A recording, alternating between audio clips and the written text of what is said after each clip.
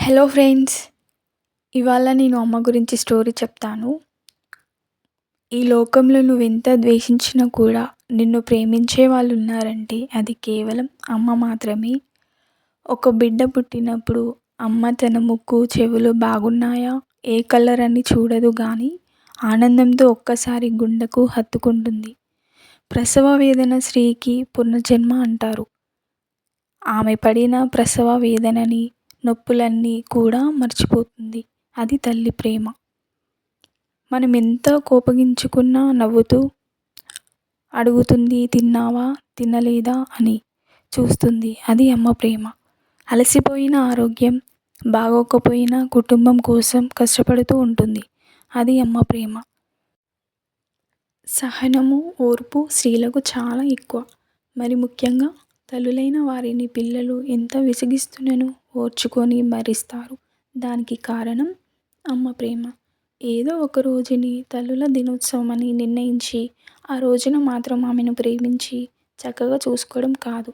ఆ తల్లి మనసులో ఏమి కోరుకుంటుంది, తన పిల్లలు ఏ విధంగా ఉండాలని ఆశపడుతుందో గ్రహించి ఆ విధంగా ప్రవర్తించే పిల్లలు ఇప్పటి తరము వారిలో ఎంతమంది ఉన్నారు అని చూస్తే చాలా చాలా తక్కువ మంది. నీకేమీ రాదు మమ్మీ, ఏమీ తెలీదు అని చిరాకు పడేవారు కొందరు. ఆ వంటగదిలో వంట చేయడం తప్ప ఏమీ తెలియదు అని నోరు కూడా ఎత్తనివ్వకుండా వాళ్ళకి అన్నీ తెలిసినట్లుగా మాట్లాడే పిల్లలు ఎంతమంది. కానీ ఆ తల్లి ఎప్పుడు నీ మేలు క్షేమం కోరుకునేదే అని, నిన్ను గద్దించి సరిచేసి చక్కగా నిన్ను పెంచాలని నడిపించాలని కోరుకునేది అని గ్రహించేది ఎప్పుడు.